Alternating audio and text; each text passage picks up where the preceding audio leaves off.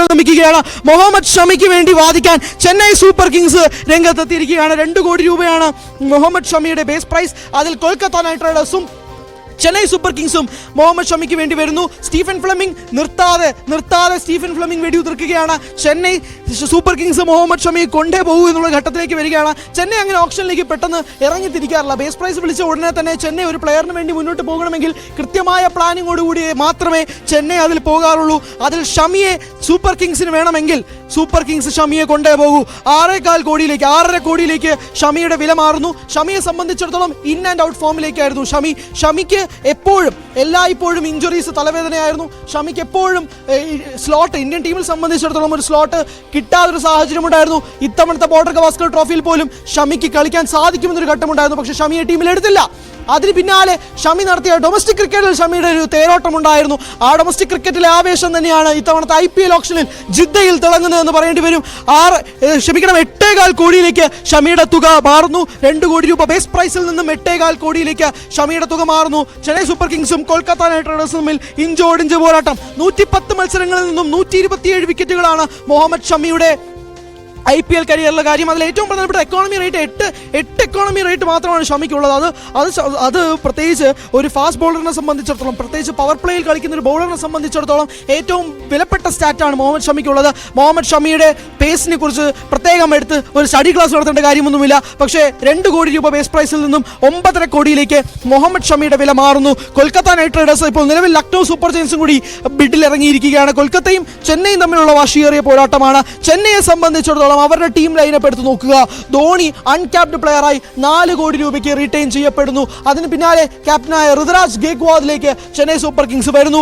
ഋതുരാജിന്റെയും ശേഷം ശിവം ദുബെ വരുന്നു. ശിവം ദുബെ റീറ്റെയിൻ ചെയ്യപ്പെടുന്നു. രവീന്ദ്ര ജഡേജ റീറ്റെയിൻ ചെയ്യപ്പെടുന്നു. ഇനി എങ്ങനെയായിരിക്കും ചെന്നൈ നില മാറുന്നത്? ചെന്നൈയെ സംബന്ധിച്ചിടത്തോളം എല്ലാ ഓപ്ഷൻസിലും എടുത്തു നോക്കുകയാണെങ്കിൽ വലിയ രീതിയിലുള്ള മാനിപ്പുലേഷൻസോ വലിയ ടെക്നിക്കുകളുമായിട്ടൊന്നുമല്ല ചെന്നൈ വരുന്നത്. അവരുടെ സ്ക്വാഡിൽ പോലും വലിയ മാറ്റങ്ങൾ കൊണ്ടുവരാൻ ചെന്നൈക്ക് താല്പര്യമില്ല. പക്ഷേ ചെന്നൈ മുഹമ്മദ് ഷമിയെ കൊണ്ടുവരികയാണെങ്കിൽ അതെന്തുദ്ദേശത്തിലായിരിക്കും? ദീപക് ചഹറിനെ മാറ്റി നിർത്തിക്കൊണ്ട് തന്നെയായിരിക്കുമോ മുഹമ്മദ് ഷമിയെ റീപ്ലേസ് ചെയ്യപ്പെടുന്നത് എന്നൊരു ചോദ്യമുണ്ട്. ഷാർദുൽ താക്കൂർ ആയിക്കോട്ടെ, അങ്ങനെ ഒരു വലിയ ഒരു ബേസ് നിരയാണ് ചെന്നൈ സൂപ്പർ കിങ്സിനെ സംബന്ധിച്ചിടത്തോളം ഉള്ളത്. മുഹമ്മദ് ഷമി അതിൽ ആഡ് ഓൺ ആവുകയാണോ? ഇതാണ് അറിയേണ്ടത്. അങ്ങനെയെങ്കിൽ മുഹമ്മദ് ഷമി വരികയാണെങ്കിൽ ദീപക് ചഹറിന്റെ സ്ഥാനം നഷ്ടമാകുന്നുണ്ടോ? തുഷാർ ദേശ്പാണ്ഡെയുടെ സ്ഥാനം നഷ്ടമാകുന്നുണ്ടോ? തുഷാർ ദേശ്പാണ്ഡെ എല്ലായ്പ്പോഴും ചെന്നൈക്ക് വേണ്ടി വിമർശനങ്ങൾ ഏറ്റുകൊണ്ടിരുന്ന ഒരു താരമാണ്. അദ്ദേഹത്തെ ഇത്തവണ ചെന്നൈ പരിഗണിക്കുമോ എന്നതൊക്കെ അറിയേണ്ടതുണ്ട്. പക്ഷേ മുഹമ്മദ് ഷമിക്ക് വേണ്ടി നിലവിൽ 10 കോടി രൂപയിലേക്ക് ബിഡിംഗ് പ്രൈസ് മാറുന്നുണ്ട്. കൊൽക്കത്ത നൈറ്റ് റൈഡേഴ്സും ചെന്നൈയും തമ്മിലുള്ള വാശിയേറിയ പോരാട്ടത്തിൽ 10 കോടി രൂപയാണ് മുഹമ്മദ് ഷമിക്ക് നിലവിലുള്ള പ്രൈസ് മാറുന്നത്. ഇനിയാണ് കാര്യം. മുഹമ്മദ് ഷമിക്ക് 10 കോടി രൂപ വരെ പോകുന്നതും ഞെട്ടലല്ല. പക്ഷെ 10 കോടിക്ക് ശേഷം മുഹമ്മദ് ഷമിക്ക് എത്ര തിളങ്ങാൻ സാധിക്കുമോ അതിലിരിക്കും കാര്യം. ഷമി ഇപ്പോഴും ഫിറ്റാണോ? ഇന്റർനാഷണൽ ക്രിക്കറ്റിൽ IPL പോലൊരു മത്സരത്തിൽ 10 കോടിക്കപ്പുറത്തേക്ക് ഷമിക്ക് തിളങ്ങാൻ സാധിച്ചാൽ ഷമി മോനെ ഷമീനാണ്. 10 കോടിയിലേക്ക് കാര്യങ്ങൾ മാറുകയാണെങ്കിൽ ഷമിയെ സംബന്ധിച്ചിടത്തോളം മാറും. 10 കോടിക്ക് ഷമിയെ വാങ്ങിച്ചിരിക്കുന്നു. ഒരു ഘട്ടത്തിലേക്ക് ഗുജറാത്ത് ടൈറ്റൻസിന് ഇതുവരെ ബിഡ് അവസാനിച്ചിരിക്കുകയാണ്. ഇനി ഗുജറാത്തിന് റൈറ്റ് ടു മാച്ച് അവൈലബിൾ ഉണ്ട്. ഗുജറാത്ത് അത് യൂസ് ചെയ്യുമോ? ഇല്ല, ഗുജറാത്ത് യൂസ് ചെയ്യുന്നില്ല. ആശിഷ് നെഹ്റയുടെ നോട്. ആശിഷ് നെഹ്റ എന്ന left arm pace bowler Muhammad ഷമിയെ പിന്തുണയ്ക്കുന്നില്ല.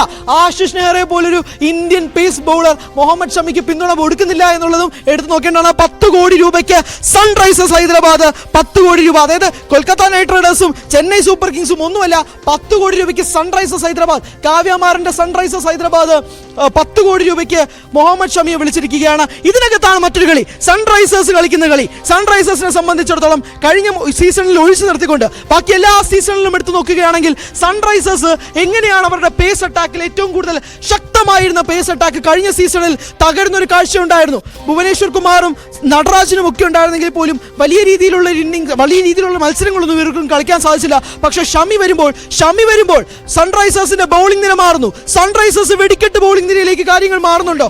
ഷമിയെ സംബന്ധിച്ചിടത്തോളം അത് വളരെ പ്രധാനപ്പെട്ടതാണ്. ഷമിക്ക് എങ്ങനെയാണോ സ്ഥാനങ്ങൾ നഷ്ടപ്പെട്ടത് അത് ആവർത്തിക്കാതിരിക്കുക, ഇഞ്ചുറീസ് കുറയ്ക്കുക. കാരണം സൺറൈസേഴ്സിന് ഷമിക്ക് അത്യാവശ്യമാണ്. സൺറൈസേഴ്സിനെ സംബന്ധിച്ചിടത്തോളം പേസ് അറ്റാക്ക് ലീഡ് ചെയ്യാൻ ഷമി അത്രമാത്രം ഗുണകരമാണ്. ഷമി മാറുന്നു. ഡേവിഡ് മില്ലർ വരുന്നു.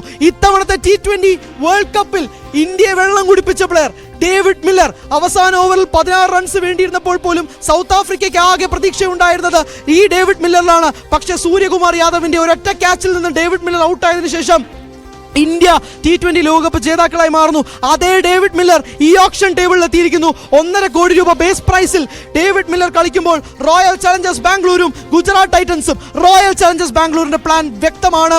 എങ്ങനെയാണോ അവർക്ക് ചിന്നസ്വാമി സ്റ്റേഡിയം പോലൊരു സ്റ്റേഡിയത്തിൽ, ഒരു കുഞ്ഞ് സ്റ്റേഡിയത്തിൽ ആ ഒരു മിഡിൽ ഓർഡർ അറ്റാക്കിംഗ് പ്ലെയർ, അത് തന്നെയാണ് റോയൽ ചലഞ്ചേഴ്സ് ബാംഗ്ലൂർ ഡേവിഡ് മില്ലറിലൂടെ കാണുന്നത്. കില്ലർ മില്ലർ എങ്ങനെയായിരിക്കും ഈ ഓപ്ഷനിൽ പെർഫോം ചെയ്യുക എന്നുള്ളത് നോക്കേണ്ടതുണ്ട്. ഗുജറാത്ത് ടൈറ്റൻസും റോയൽ ചലഞ്ചേഴ്സ് ബാംഗ്ലൂരും തമ്മിൽ വാശിയേറിയ പോരാട്ടം. റോയൽ ചലഞ്ചേഴ്സ് വിടാതെ ഡേവിഡ് മില്ലറിന് വേണ്ടി വാദിക്കുന്നു.